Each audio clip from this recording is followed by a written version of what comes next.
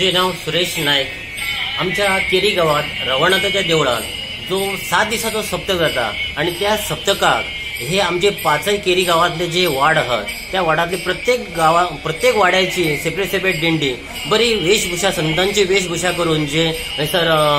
जमतात आणि आपल्या टाळ मृदुंगाच्या गजरात जो 7 दीस जो सप्तक जाता त्या सप्तकाचो जो आनंद आसा तो आनंद सगळे लुटतात आणि तो आनंदात सहभागी आमचे शेजारीचे गाव असतात ते पण तिथून सहभागी जातात आणि तिचो आनंद घेतात।